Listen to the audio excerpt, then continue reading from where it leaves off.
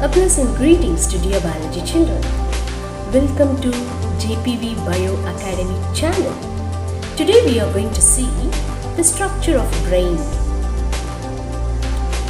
Part 1, Fore Brain. Brain consists of three regions: forebrain, midbrain and hindbrain.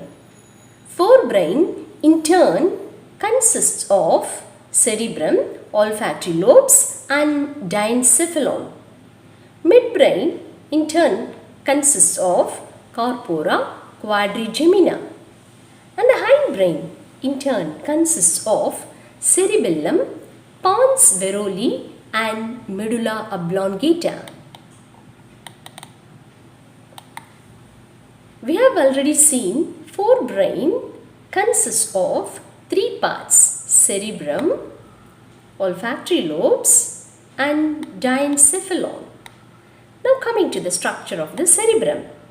Cerebrum is also called prosencephalon.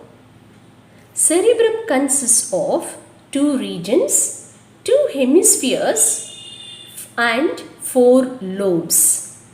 The two regions is made up of cerebral cortex and medulla.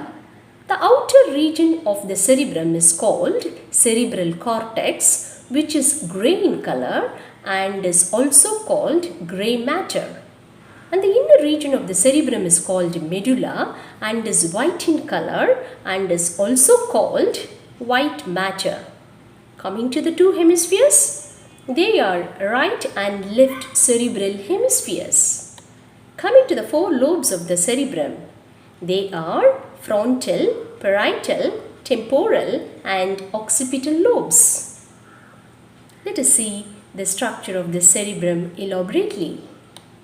Cerebrum forms the largest part of the brain. It is divided into two hemispheres, right hemispheres and left hemispheres. The base of the two hemispheres are connected by a sheet of nerve fibers called corpus callosum. The surface of the cerebrum has folds called gyri, and the depression or shallow groove found in between the gyri are called sulci. Now look at these pictures.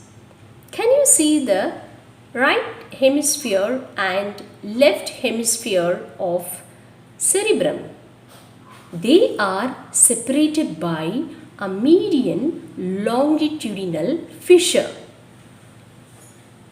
And these two hemispheres are connected by a sheet of nervous tissue called corpus callosum. Coming to the gyri and sulci, we have already seen it. The gyri are the ridges or the folds and the sulci are the grooves. And these structures forms the wrinkled nature of the brain. Now look at this picture. Can you see the folds? That is the bulged portion of the brain, and that forms your gyrus. Gyrus is singular, gyri is plural. And can you see the blackish shallow groove portion of the cerebrum? And that forms your sulcus. Sulcus is singular, sulci is plural. Coming to the lobes of the cerebrum, we have already seen they are frontal lobe, parietal lobe, temporal lobe and occipital lobes. And the frontal lobe is at the front of the head, and the parietal lobe is at the top of the head. Occipital lobe is at the posterior part of the head, and the temporal lobe is located at the sides of the head. And these are the four lobes of the cerebrum. Each cerebral hemisphere also possesses a fluid-filled cavity called lateral ventricles. So we have two cerebral hemispheres. So each ventricle present inside each cerebral hemispheres. So two ventricles are present inside the cerebrum. They are called lateral ventricles. Coming to the next part of the cerebrum, olfactory lobes.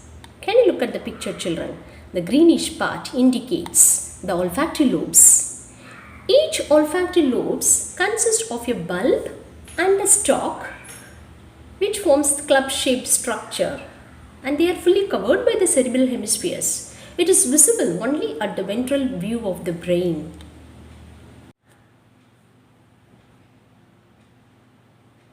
Coming to the olfactory lobes function. These lobes receives impulses from olfactory receptors and relays sense of smell to the temporal lobes of the brain. So the olfactory receptors, you know, children, that is present inside the nose region.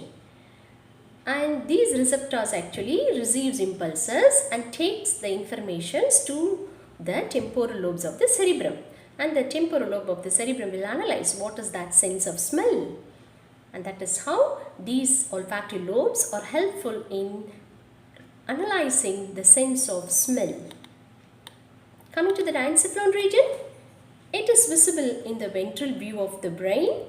It is a region between the cerebrum and the brain stem. Do you know what is brain stem?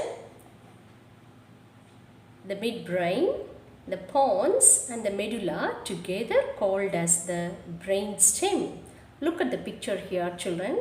The greenish part indicates, okay, the brain stem.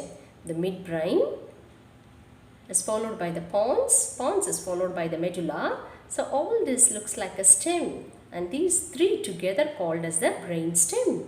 So now the diencephalon region present in between the cerebrum and the brain stem. Now look at the picture here, children. The diencephalon is given here in the violet color shade. So this is diencephalon, and you can view diencephalon only in the ventral part of the brain.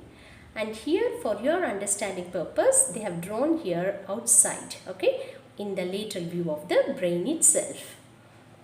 And it consists of three regions, namely thalamus, hypothalamus and epithalamus. And this hypothalamus region of the brain, actually of diencephalon, gives rise to a pear-shaped body called pituitary body. Now coming to the ventricles. And this diencephalon region also possesses a fluid-filled cavity called third ventricle.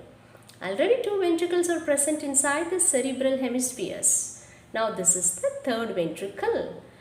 And now coming to the function of the diencephalon, it also contains reflex centers, and it is linked to the autonomic nervous system. So reflex centers are always linked with the reflex actions, and that responds instantaneously with the response and immediately gives the reactions, and it always carries out involuntary actions. The actions which is carried by the reflex centers of the brain or respiration, heartbeat, sneezing, coughing, etc. So all these are said to be the reflex actions. They are connected to the reflex centers of the brain, and that is done by the diencephalon region. And this region is also linked to the autonomic nervous system. Coming to the functions of the forebrain. So now cerebrum is the site of thinking, learning, reasoning, intelligence and memory. Cerebrum controls our sensation, actions, movements and thoughts.